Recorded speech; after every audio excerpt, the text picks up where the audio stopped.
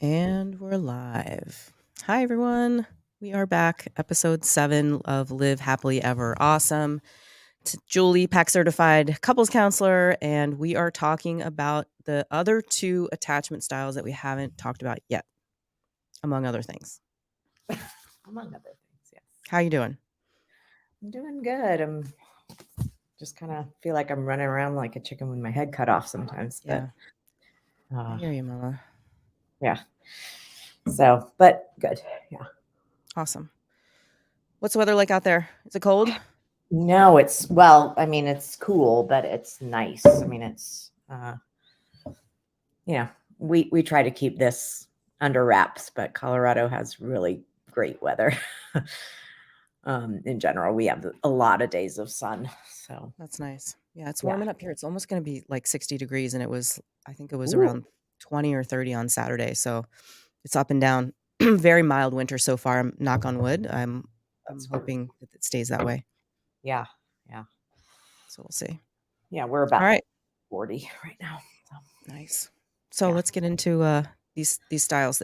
I've been talking with friends and we've been comparing notes about the two that we've already talked about, right? The anxious attached and the avoidant attached, and we're all still very confused about what we are, or that we're hybrids of some and others and things like that. So I'm anxious to see what these other two are to just confuse me even more. Yeah. I mean, well, just to caveat on that a little bit is that, you don't have to be, fit solidly into one or solidly into the other. You could be in one and then have smatterings of the other. But oftentimes, I was just talking to a friend about this, of that you can, if you're, say that I'm oriented more like an island and my partner is more of an island, then Hmm. I'm gonna start looking more like a wave, Okay. because there's something called complementarity that happens that oftentimes will kind of balance one another out. And so if one person kind of trumps the other, then oftentimes, you can start looking a little bit more wave-ish. But two islands can be together and two waves can be together. One will just look a little bit more like the other than, the opposite than the other one, if that makes sense. Yeah, for sure. Um, so, so, um, so yeah, we'll dive in. So the two that are left are disorganized and secure. Okay. Disorganized, we'll just dive into that. That is, disorganized attachment is, it's occurring in about 20 to 40% of the population. Okay. And it's created when your parental figure, your primary caregiver, is the source of fear. So, this kid is looking for love and they are like they're going towards this figure, but then in return, they're getting also abuse or mistreatment. So, so it could look like the primary caregiver is emotionally or physically abusive. They could be emotionally neglectful.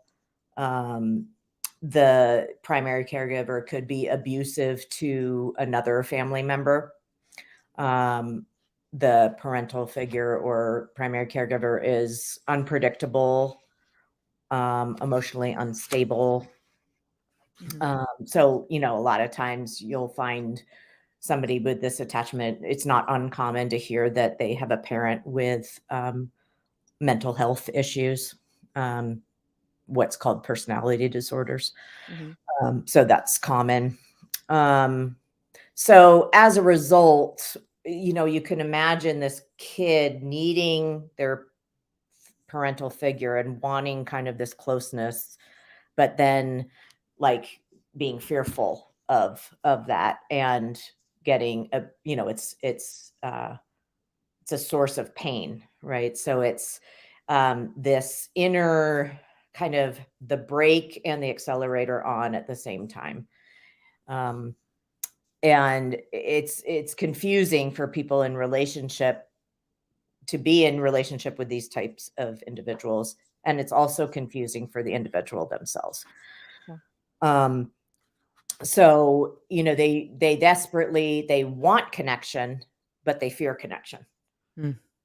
So it's kind of a conundrum for them, and so then they act in ways that are kind of unpredictable. Like at times they might seek connection and their partner's like, oh, this is great, and then same sort of scenario and they're like, absolutely not.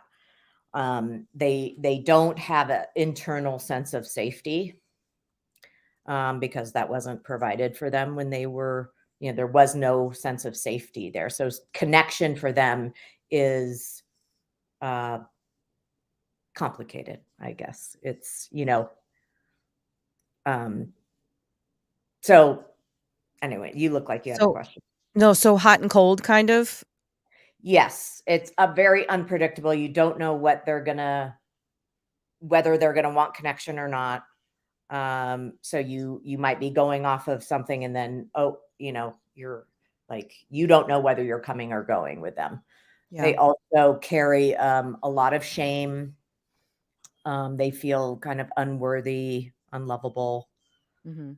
Um, they are exquisitely sensitive, uh, in terms of a lot of reactivity. So that you might, excuse me, say something and they can easily hear it as rejecting. Um, and so then they could escalate their fight or flight system is like the what we call, sorry, I'm like, okay. This is good. I like it. So there's something called the window of tolerance. Um, Okay. and that is the where we can stay in and not go into fight, flight, freeze, or collapse. So those are kind of like this window that in which we can exist. And when we hit our upper level and it's too much for our system, then we go into fight, flight, or freeze. And then if it's too much for our system and we're more oriented towards collapse, then we'll go down into what's called parasympathetic collapse. Okay. And that's where depression comes and ultimately death. Mhm. But what happens for these individuals, so the bigger our window of tolerance, the more we can handle, and the more regulated we can be in more potentially activating circumstances, we can actually still stay regulated. But these individuals that are disorganized in terms of their attachment have a window of tolerance that's very narrow, and so they are constantly shooting outside of that, and so they're very reactive, they're Mhm. very sensitive. It's a hard thing to be in relationship with because you have a very narrow window with which to exist with them. Do they typically fight versus flight, or is it doesn't matter, they could do either? I feel I like these think, people fight yeah, more. I would say, I mean, it's hard to I haven't actually had a lot of these in my practice, to be honest. Okay. Okay, Uh, that's good. had some, but the one in particular that I can remember, was extremely reactive and more fight. Mhm. Uh, but they also freeze, and they also want to leave the room. They also, so it's kind Mhm. of like this mishmash of whatever they can do to feel safe. Yeah, that's a Uh, bummer. yeah, it's a very, when I tap into the kids that are raised this way, it's sad. It's Yeah, just so like these poor little souls that wanted connection so bad, but then feared it. It yeah. was like terrifying for them. Corey says he must be really organized because he put up with his ex for 19 years before he finally had enough. That's great. He must be secure attached or something. Maybe we'll learn about that. So, Or it sounds or like autistic. this disorganized, um, attachment style then is sounds like of the 4, probably the toughest to sort of Yes. overcome, and it sounds like, you know, the most traumatic in terms of, growing up in that type of situation as well. Um, what does therapy or couples counseling look like when you've got someone in that Mm. with that attachment style? Um, Mhm. well, I mean, obviously, it's more longer term than perhaps the others because without safety and security, you can't really build anything. Like that's the foundation that then you're building the house on, and safety and security because it was so non-existent for them. Um, and that's embedded into their little cellular system from way back when. It takes a long time and consistency and persistence to create that in themselves, right? So, I mean, it would be great if they had individual therapy to like I help. was just gonna say, they probably could use that as well. Yeah, that as well as how do they create that in their relationship, and it takes a patient partner. It takes a partner that does understand this upbringing. Um, and you have to, also just as a couples therapist, you have to understand that there was some resonance with this partner to pick this person, right? So Mm, there's some resonance there. Otherwise, it's just too like they wouldn't be attracted to one another. So mhm. there's something where this partner could be maybe not disorganized, but is used to a chaotic environment. Like they were raised with lots and lots of kids in the house or Mm, alcoholism or something where their system is oriented a lot towards chaos, and so then that might make them gravitate towards a disorganized individual because there is just a lot of it's just these relationships in relationship with an individual like this, it can be like really chaotic, kind of mhm. toxic at times, intense conflict. Yeah, Um, that gives me so much anxiety. It reminds me of, how I was describing Wadapalooza and not wanting to go to Wadapalooza for years and years because it's too chaotic for me. So I can't imagine being with somebody, of that attachment style. I think that would make me nauseous constantly. and it's so sad because they're trapped in this way of being, and I think that they need it, they want out, but they just have no idea how to get that.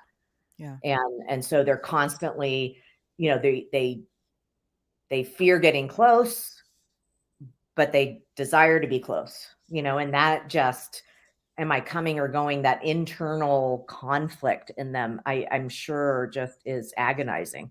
sure. Yeah, it's gotta be torture. Yeah. Yeah. Um, and a lot of these people might gossip about others in order to kind of feel like some self-worth. What's going on, Jules? With what? I don't know. I hear, like, banging or someone moving something. Oh, No. oh, well, that's weird. Oh, unless it's a ghost. There's nobody. Maybe? No, okay. Nothing's happening here either. I heard it. Maybe it was just my imagination. Way too many people for Waza for me, yeah. Okay. So and you haven't had much experience, and you said this is you said a pretty low percentage of people, or Yeah, like I mean, statistics say like 20 to 40% of the general population. Oh, wow. Okay. But yeah, it's interesting So to see my. that's actually high then, right? If you're talking 4 different attachment styles and you're more than a quarter of them are that's like a majority. That's kinda scary. Yeah, it is. I don't know why. I mean, perhaps it's the demographic where I am, or I don't know, but these people, when I have had them in my practice, they're actually, as long as you can understand what's in front of you, um, it's really rewarding work. Yeah, I'm Really sure. rewarding work. because it's, when you can see somebody that's trapped and really speak to that individual, um, and having so much empathy of, they did what they're this way because they had to survive this way, and these poor little things, then it Yeah. really gives you a way in to kind of start to build the rapport that they could begin to maybe have a semblance of trust. And then as soon as they feel that semblance of trust, then they're going to back off, because it creates anxiety for them of like, oh, just when I'm starting to feel safe, Mm. then you're going to beat me, or then you're going to do Yeah. X, or and so but it's, if you can stick with them, uh, I mean, it's extremely rewarding work. Yeah. Um, I wonder too, you mentioned that, people that are coupled paired up with these folks, probably have, something going on in them as well to have them attracted to that. Do you find that a lot of people uh, that gravitate towards disorganized attachment styles are maybe people that try to fix, or they're like fixers, problem solvers, like rescuers? Yes, I would say they can tend to be more on the codependent end Mhm. of things. I think they too have had some sort, they might have coped differently in their childhood, but they have some sort of um, abuse or neglect, or like I said, extreme chaos in their childhood Yeah. that helps them gravitate towards somebody like that, or that they themselves might not be disorganized, but they had an abusive parent, and they're trying to kind of, um, it's kind of unconsciously their way of trying to heal that, being with this kind of partner who can tend to look very abusive in the way in which they, because they get so dysregulated, they're not in their body much of the time. And So so, interesting. yeah, it's intense. So, I mean, you can kind of think of, if you were to think of this as like, this person presents, and you're trying to maybe say, oh, I've learned about attachment, and so I want to see whether they're avoidant or they're anxious. And you're like, wow, and like we were just talking of how we might have little splatterings of Mhm. each. These people tend to have both, um, at completely random times, and there's no real predictability to any of it. So it's like island wave put together, plus complete unpredictability and volatility. So it's like you can't really put them in any category. It's Right. just, if you think the word disorganized, it's just like Mhm. whatever All over the tool place. they grab at the moment. Yeah. Okay. And so in contrast to that, we've got this secure attached one. And securely attached individuals, I mean, I say this with in jest, but they're kind of boring. They're just they're so easy in terms of, how to when coming into therapy, you're just like, oh my god, these are dreams. Yeah. There's an immediate, there's an immediate energy of collaboration. These people know they seek connection. Connection is easy for them, but they don't need connection. Like, it's not, oh my God, I'm going to die if I have, but they just flow very Mhm. easily in and out of independence and interdependence. They're just, and they understand that, they have needs and that others have needs, and they're willing to meet the other person's needs, because they trust that their needs will get met by then the other. Like, they just get collaboration very easily. um, it's natural to them. They understand, conflict resolution. They understand fighting fair. They apologize quickly and easily. They want what's best for the team. I mean, it's just like when you're just like, wow, like, is there anything that you don't do well in relationship? Like Right. they are pretty dreamy in terms of. Do they often choose other secure attached people or not necessarily? Because I would imagine that you don't get to, or if you do get too many, do you get many secure attached couples that come in for therapy, or is it true that they're so easy breezy that they don't have issues? So there's it's a more convoluted question, but just to try to simplify it, like, so you're talking about, do you have two securely attached individuals Mhm. In a relationship in a that need relationship? your help. Yes, but it's very easy work and Mhm. very quick. 'Kay. Because they just need like little tune-ups, little things that they're like, oh, right, okay, yeah, just little reminders, little things that maybe they hadn't thought about, or just it's just a very quick. If I have two of those individuals, it's very quick and easy. A lot of times, these people will come in for premarital Mhm. therapy, because they're like, well, we're really good, but we just want to make it great, Yeah. and it's just they are forward thinking, they want to prevent anything from happening in the future. And so they're just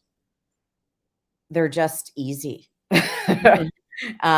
But they don't always, not a secure functioning individual, or sorry, securely attached individual does not always wind up with a securely attached Right. partner. Um, Mhm. but so in pack terms, just to go back to that, is we call securely attached individuals anchors. Okay. So the anchor, the wave, and the island. So anchors can oftentimes in relationship bring, if they're with somebody who's insecurely attached, like avoidant or anxious, Mhm. they will tend to be able to pull that person more into secure attachment. Okay. So it's really sweet to be in relationship with somebody like that. Yeah. So So not much to say there about that. What percentage of people are securely attached? I don't have the percentage offhand. I mean, I'd love to say it's a lot, but I don't think it truly is, Yeah. unfortunately. Yeah. Um, but I would, I mean, but that also could be because they don't really need a lot of therapy, because, Sure. so maybe they're not the couples that are like desperate to come in, because Mhm. they kind of can figure a lot of this out because of just how they're oriented. They're just um, collaborators. They understand team and how to work together and how to make it a win-win. And by using the philosophy of pact and the attachment from birth, I feel like, yeah, you'd have to have a very normal upbringing, right? And like a securely attached, attachment to your primary caregiver. And unfortunately, that's not the norm, or it doesn't seem like the norm with everything that's going on today. So it's just so interesting to me that this is all related to, your earlier years of upbringing. It's Yeah, fascinating. yeah, it is. You can go as surface or as deep as you want. It's Yeah. And it's accurate. Yeah, It's kind of undeniable. yeah.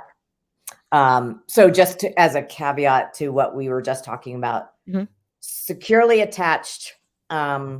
So in pact, what we are guiding our couples towards is what's called a secure functioning relationship. Okay. And that is different than securely attached individual. Mhm. You could have two people that are insecurely attached, Right.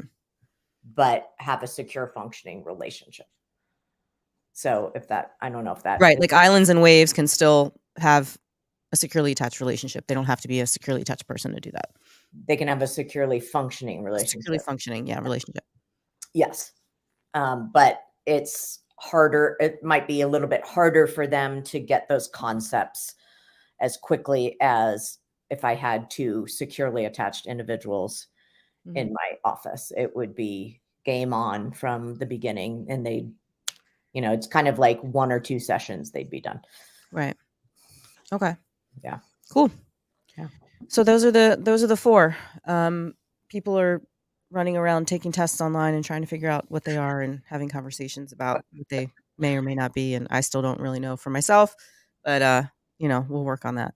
Well, they could certainly, if they wanted to, call in, This is true, and tell discuss. me how, talk about what they experience and what they're questioning, and I could help them, Yeah, if that's of interest. I love that. Okay, Valentine's Day. Yeah. Um, Can't have a podcast on relationships and not talk right, about that. not talk about Valentine's Day. So I'm curious for the folks that are listening, and they can put it in the chat, what they typically do for Valentine's Day. Let's just do a round table of what we do for Valentine's Day, whether it's with our spouses or with our kids or anything like that, and then we can sort of talk about how we feel about all that. Yeah. So I will start. Okay. I'm not a big Valentine's Day person. My stepmother, who passed away a couple years ago, her birthday is actually on Valentine's Day, so Mhm. it's been more of a her birthday than Valentine's Day. Um, I have tried to. My parents growing up definitely celebrated it with my brother and I.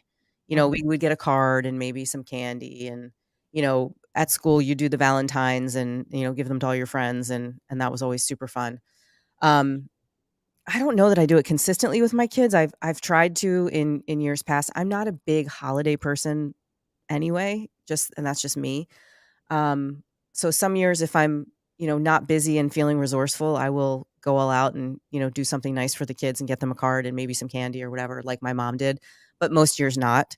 And I've got one up and out now, and the other one I barely see. So no one's getting anything from me for Valentine's Day this year. Um, and my husband and I think, we typically do cards. Um, I find it really hard to find cards that don't have a lot of language in it that I wouldn't necessarily organically talk like, or like it doesn't speak to sort of how I feel or the things that I would say. So, I mean, I prefer just sort of a handwritten note than a pre-published card because I could sit there and look at those for hours and not find any that are really appropriate. I mean, even for birthdays and things like that, when you buy them for relatives and like for my dad, from my kids, it's always like grandpa, and they don't call him grandpa, they call him pup up.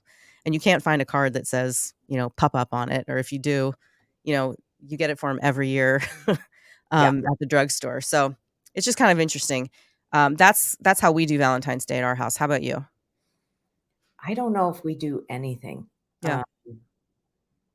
Yeah, I mean, maybe we'll say happy Valentine's Day in a little bit of a joking way Mhm. or something, but my mom and my mother-in-law definitely do things for the kids, give them little, Trinkets and things. Mhm. like, they won't. I've asked them not, like, my mother-in-law definitely is not into, candy and sugary things, but my mom Mhm. would be more apt to give, I don't know, like, when we were growing up, my mom's mom would get us, marshmallow hearts, chocolate covered marshmallow hearts. Nice. And I know we were always, like, really into that, but so I think my mom would be more apt to do something like that, but I told her, I think, when the kids were early on, like, "No candy, we Maybe don't be need the more candy.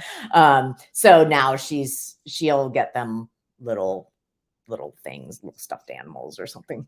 Uh, Mhm. but as far as, yeah, I just think that it's a holiday. I know there's history to it with, like, I feel like it might go back to paganism or Right. something. Saint Valentine, right? I Yes, mean, yeah. And so it's just interesting to me, the whole, um, how it came about, but I just feel like our society has made it into this big thing that people have to be romantic, and if they, and I was thinking about this yesterday of like, why don't we as a society have like a I'm single day? Right. Like, Valentine's Day. yeah, yeah, like it's like, why is it celebrated so like this? I feel like this holiday comes about, and my friends who are single oftentimes are then get depressed, Mhm. of like they they feel like they're not in it, they're not in the norm, they're missing out, and they Right. should be this, um and I just think that it really is unnecessary for those, it's like, can't we celebrate if we're in a couple or if we're not? Yeah. Like, I don't know, maybe it's about love, but people that are not in a couple also love, Mhm. you I know. like this. Yash gets his mom flowers because Yeah, his parents are divorced. That's sweet. yeah. I think I would die if my son got me flowers on Valentine's Day. Oh my god, right?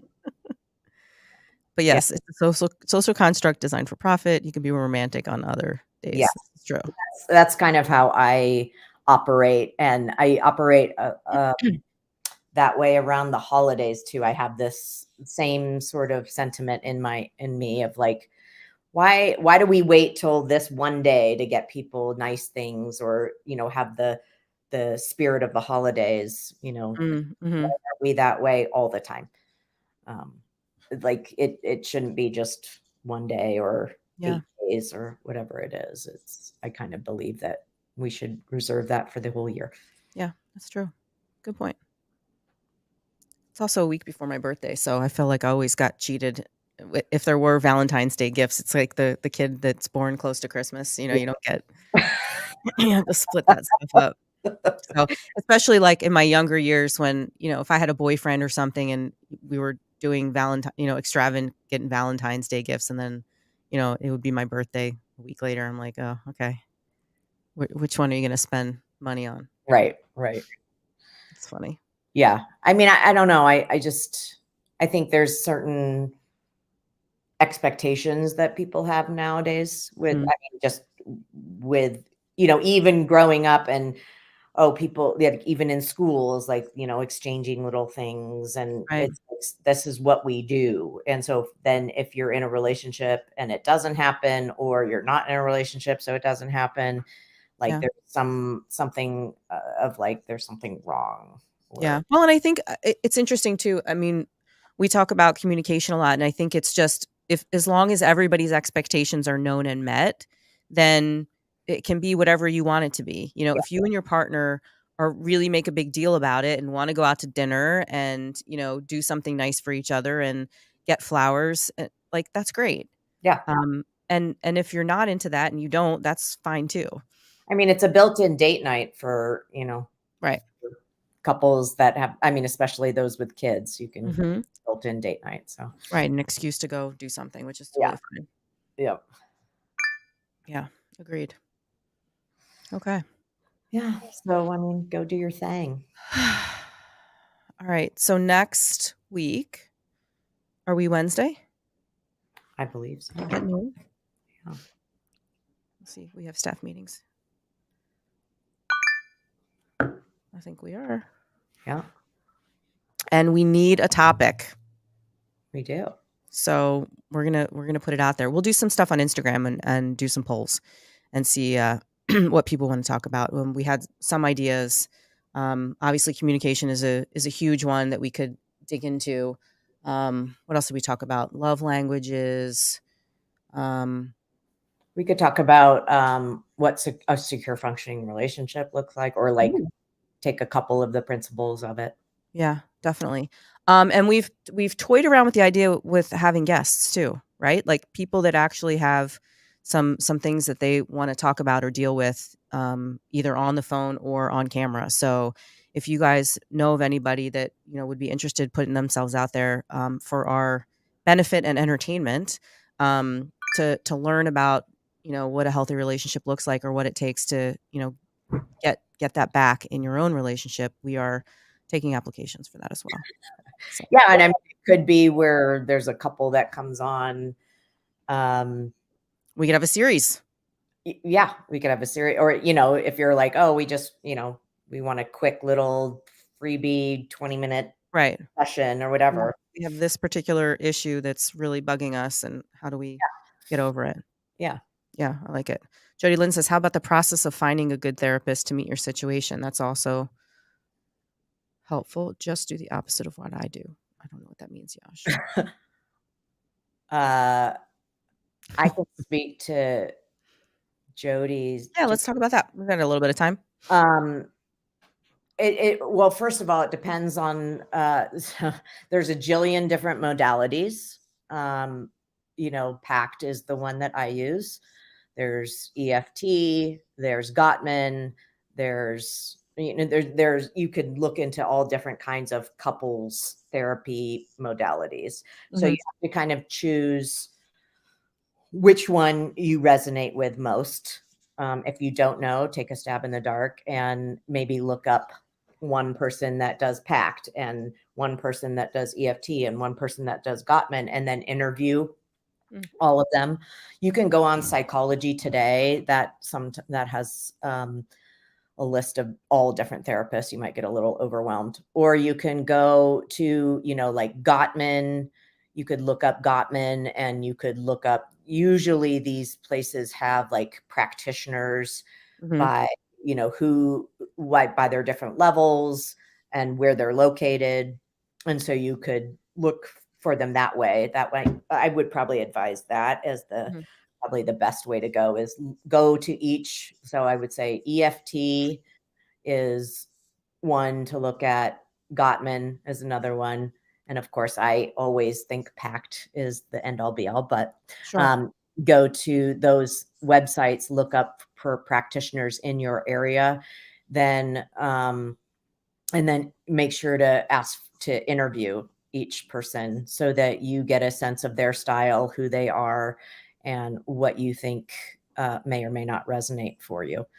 Nowadays, with COVID really changed things in a way that was beneficial to, I think, both therapists and clients, Mm, is that now we can go online.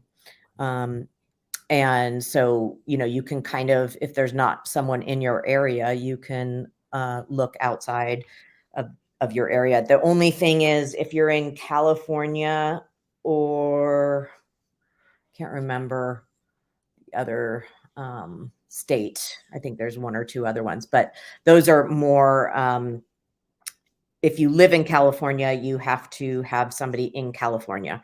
okay. Be Unless you want coaching, then somebody could get around it that way. But Mhm, otherwise, if they're licensed professional counselors, then they can work in any state except for California and this other state I don't remember. mhm. Okay.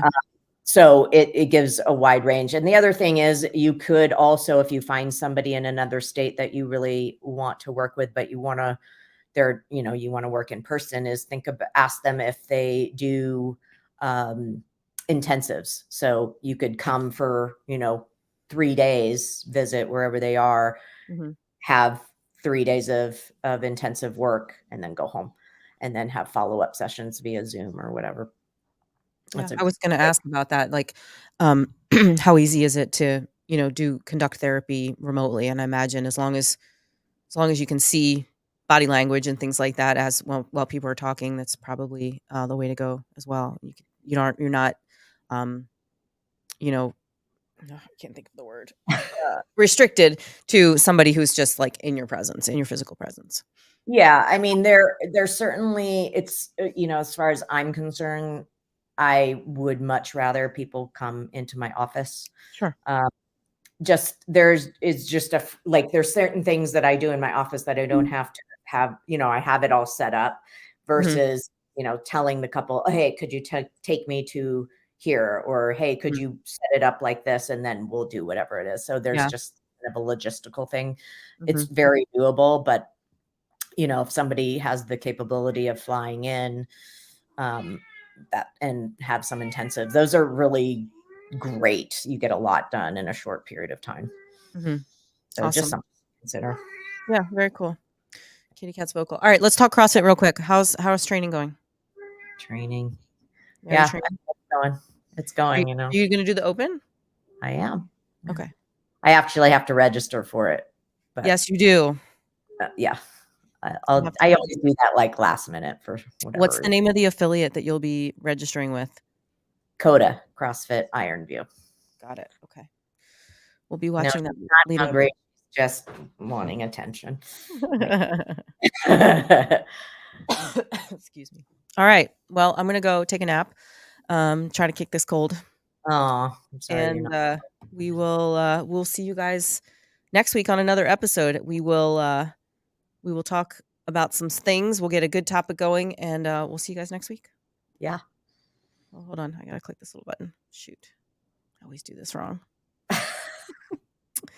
Darn it. All right, guys. See you later.